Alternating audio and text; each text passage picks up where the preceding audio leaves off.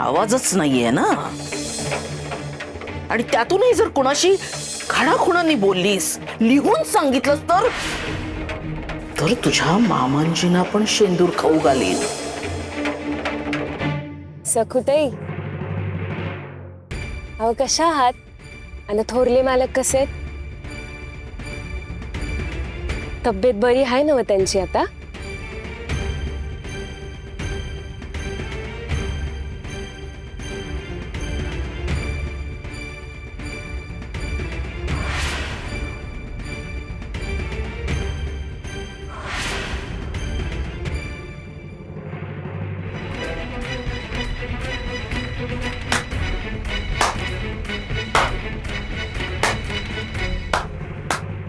अरे मुर्दाडांनो, ऐकलं नाही काय? हा, या दीडशाने बाईनं जे काही करून ठेवलंय त्यासाठी टाळ्या वाजवा वाजवा. बाबाजी, तू काय स्वतःला जिंगरोबाची आई समजते की काय ग? परस्पर शिक्षा दिलीस ती, मग इथं कशाला आली? आम्हाला नुसतं कानावर घालायला? बाबाजी, बाबाजी मी चुकले, मला क्षमा करा. पण तुम्ही तुम्ही तुम्ही रागवू नका. तुमच्याशिवाय मला कुणाचा आधार आहे बाबाजी? एक काम कर, आता हे लपून ठेवू नकस. होय, सांग समन्यांना झिंगरोबाचा कोप झाला अन सखूची वाचा गेली.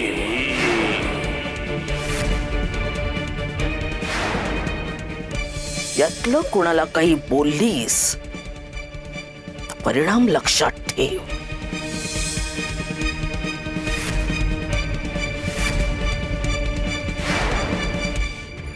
सखुताई असं का करताय? कुणीतरी वरडलं असणार.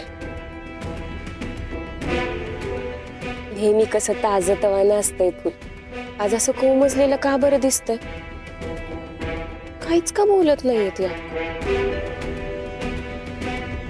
सखुताई, आवा आता थोरल्या मालकांची तुम्ही लई सेवा कराल नाही का?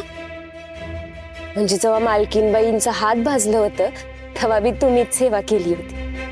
आणि तुम्हासनी ठावा आहे, आमच्या वस्तीत थोरल्या मालकांबद्दल लई उत्सुकता आहे की ते कसे आहेत म्हणून.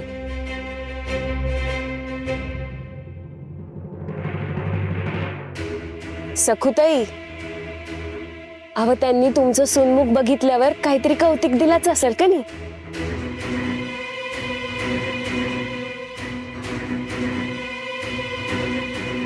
काय दिलं सांगा तरी.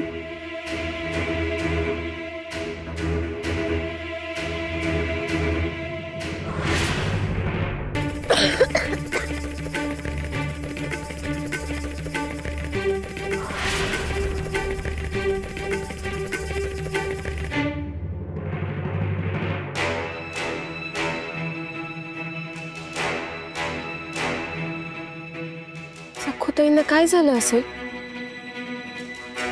काहीच का बोलल्या नाहीत त्या? असं का?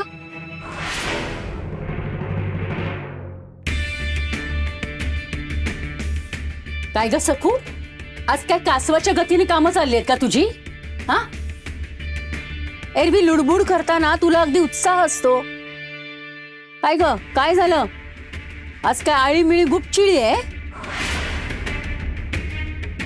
अगं बोलत का नाही? जिभेला काय गाठ मारलीस तू?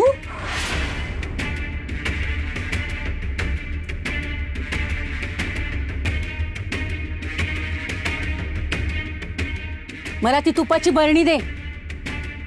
आणि केव्हापासून आमसूला शोधते ती सुद्धा सापडत नाहीयेत. दे पटकन.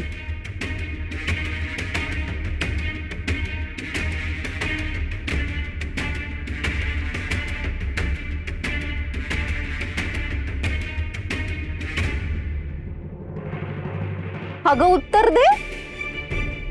आता आयुष्यभरासाठी तुझा आवाज गेलाय. यातलं कोणाला काही बोललीस, परिणाम लक्षात ठेव. काकू काहीतरी विचारतीये आणि तुझ्या तोंडातून उत्तर येत नाहीये. एरवी बरी तुझी जीभ चुरू चुरू बोलत असते,